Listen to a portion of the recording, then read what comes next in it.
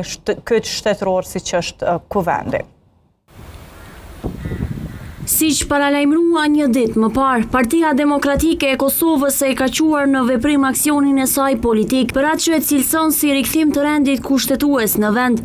Një ditë pas paralajmërimit, deputetët e PDK-s u zhvendosën para objektit të qeverisë së Kosovës, duke kërkuar që Albin Kurti ta lirojë zyrën e kryeministrit dhe të kthehet në kuvend, me arsyetimin se aty duhet të zhvillohet procesi për konstituimin e institucioneve të reja. PDK-ja e ktheu sot aksionin politik në presion publik, duke kërkuar zhbllokimin e procesit institucional dhe formimin e institucioneve të reja. Deputetët e PDK-s Vlora Qitaku dhe Enver Hoxhaj deklaruan se qëllimi i këtyre veprimeve është rivendosja e ligjit, kushtetutës dhe demokracisë. Kjo është qeveria e Republikës së Kosovës, e cila jashtëligjshëm është duke u qeverisur në thojza nga një deputet si që jam unë dhe si që janë gjithë kolegët e mi këtu. Jemi këtu me këty, pa me u mundu, me bu përpjekje dhe s'kemi me undalë. Asnjëherë nuk ka ndodhur në historitë Kosovës që dikush 18 muaj e 4 ditë, 18 muaj e 5 ditë të qëndron në zyret e kryeministrit dhe ministrat të qëndrojnë në zyret e tyre duke shkel kushtetutën e Kosovës në 72.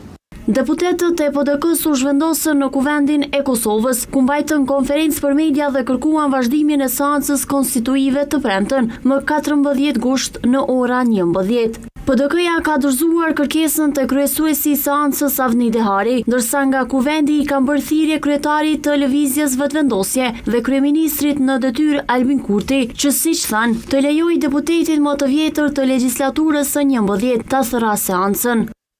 Deputeti i PDK-s Përparim Gruda tha se edhe pse është shkelur afati për konstituimin e kuvendit, ata si deputet të zgjedhur e kanë detyrim funksionalizimin e kuvendit, qoftë edhe pas afatit 30 ditor. Rregullora, siç dihet tashmë, kërkon që të ketë mbledhje ose vazhdim mbledhjes çdo 48 orë. Ne kemi dorëzuar këtë kërkesë për të kërkuar respektimin e kushtetutës atë gjykimit gjykatës kushtetuese dhe rregullores së punës së kuvendit. Gjatë së njëjtës, kuvendi i Kosovës ka reaguar përmes një komunikate për media lidhur me zhvillimet e një ditë më parë në hapësirat e këtij institucioni. Sipas zyrës për media të kuvendit, deputetët e PDK-s dhe Aleancës kishin ndërprerë për disa minuta vizitën e mergjimtarëve në sallën plenare, pasi sipas komunikatës e kishin zënë sallën në një kohë kur nuk ishte thirrur seancë.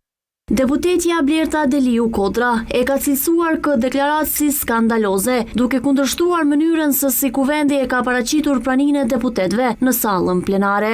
Ky vend, kuvendi i Republikës, nuk është i një partie politike.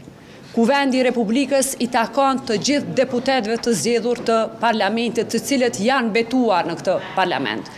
Deputeti i PDK-s Artan Berami tha se shqetësimi i tyre shkon përtej sallës plenare, duke lidhur atë edhe me, siç u shpreh, okupimin e zyrave të administratës së kuvendit. Do të shkojmë te sekretarja, do të bëjmë ankesë edhe gojarisht, po do të bëjmë ankesë edhe me shkrim dhe nuk do të lejojmë që kuvendi i Republikës së Kosovës të kapet nga kjo parti që tashmë ka uzurpuar shumicën e institucioneve. Kërkesën e PDK-s për takim e sqarim me sekretaren e kuvendit lidhur me komunikatën e lëshuar nga ky institucion, ushtruesja e detyrës së presidentës Albulena Haxhiu e ka vlerësuar si presion ndaj administratës së kuvendit. Opozita nuk duhet ta përfshijë stafin profesional të kuvendit në këto përplasje, ta vënë në presion apo ta shënjestrojnë për shkak të punës që kryejnë në kuadër të përgjegjësive të veta institucionale. Nëse opozita ka vërejtje ndaj punës sime, le t'i adresojnë ato drejt për drejt tekun ose përmes mekanizmave institucional.